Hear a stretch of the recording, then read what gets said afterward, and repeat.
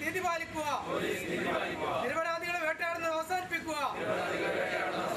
നിരപരാധികളെ വേട്ടയാടുന്നത് അവസാനിപ്പിക്കുക. പാവപ്പെട്ട ഒരു തൊഴിലാളിയെ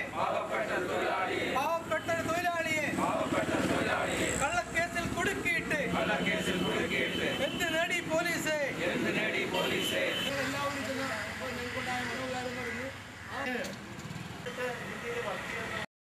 ഞങ്ങളുടെ സെക്ഷനിലും പരിസര പ്രദേശങ്ങളും തിരക്കിയാൽ ഈ സജീവനെക്കുറിച്ച് നല്ലൊരു അഭിപ്രായമാണുള്ളത്. സജീവൻ മോശമായ രീതിയിൽ പെരുമാറുകയോ അല്ലെങ്കിൽ മറ്റൊരു രീതിയിൽ ഉണ്ടാകുകയില്ല. കല്ലെറിഞ്ഞ ഒരു കല്ല് പുറത്തു നിന്നാണ് വന്നത്. സജീവൻ അകത്താണ് ആഹാരം കഴിച്ചുകൊണ്ടിരുന്നത്. അപ്പോൾ ഈ കല്ല് എറിഞ്ഞത് സജീവനാണെന്നും അല്ലെങ്കിൽ സജീവൻ്റെ കൂട്ടുകാളികളാണെന്നും ഈ പോലീസുകാർ ഏത് രീതിയിലാണ് അനുമാനിച്ചത്. അപ്പോൾ ഇത്തരത്തിൽ രീതിയിൽ മുന്നോട്ട് പോയാൽ നീതി ആർക്ക് ലഭിക്കും? പോലീസ് കസ്റ്റഡിയിലിരിക്കുന്ന സജീവനെ വിട്ടുകിട്ടുവാനായിട്ട് ഞങ്ങൾ ഓഫീസ് തലത്തിലെല്ലാം ശ്രമിച്ചെങ്കിലും അവർ യാതൊരു ദാക്ഷിണ്യവും കാണിച്ചിട്ടില്ല. മാത്രമല്ല അവർ റിമാൻഡിൽ വെച്ചിരിക്കുകയാണ്. കട്ടവനെ കണ്ടില്ലെങ്കിൽ കണ്ടവനെ പിടിക്കുക എന്നുള്ള പോലീസ് നയം, ഈ നയത്തിനെതിരെയാണ് ഞങ്ങൾ ഇത്രയും ഈ ഇവിടുത്തെ സ്റ്റാഫും ഈ നാട്ടുകാരും ഒത്തൊരുമിച്ച് മുന്നോട്ട് വരുന്നത്. ശക്തമായി പ്രതികരിക്കുന്നത് അവരുടെ ഈ നയം തിരുത്തുവാൻ വേണ്ടി മാത്രമാണ്.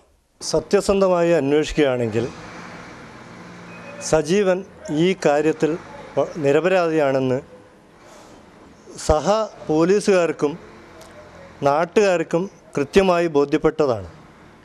ഈ രീതിയിലാണ് പോലീസിൻ്റെ ഭാഗത്തു നിന്നുള്ള പ്രവർത്തനമെങ്കിൽ രാത്രിയും പകലും ജോലി ചെയ്യേണ്ടി വരുന്ന ഇലക്ട്രിസിറ്റി ബോർഡ് സ്റ്റാഫിനെ പോലുള്ള ഉദ്യോഗസ്ഥന്മാർ എങ്ങനെയാണ് കൃത്യമായി ജോലി? കല്ലെറിഞ്ഞ് രക്ഷപ്പെട്ട ചെറുപ്പക്കാരന് പകരം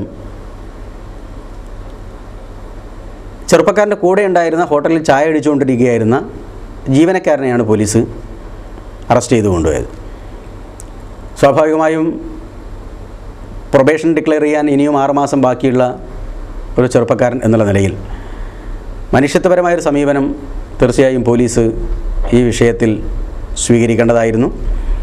പോലീസിനെതിരായിട്ടുള്ള ഒരു ആക്രമണ സംഭവത്തിൽ നേരിട്ട് ഇയാൾ പങ്കെടുത്തു എന്നുള്ളതിന് തെളിവുകളൊന്നുമില്ലാത്ത പശ്ചാത്തലത്തിൽ ഈ കേസിൽ ഉൾപ്പെടുത്തുകയും റിമാൻഡ് ചെയ്യുകയും ചെയ്തു എന്നുള്ളത് തീർച്ചയായും നമുക്ക് അംഗീകരിക്കാൻ സാധിക്കുന്നതല്ല. അത്തരമൊരു സാഹചര്യം എങ്ങനെ ഉണ്ടായി എന്ന് വസ്തുനിഷ്ഠമായി പരിശോധിക്കാനും എന്തെങ്കിലും പോരായ്മകൾ വന്നിട്ടുണ്ടെങ്കിൽ അത് തിരുത്തി മുന്നോട്ട് പോകാനും ആവശ്യമായിട്ടുള്ള സമീപനം പോലീസിൻ്റെ ഭാഗത്ത്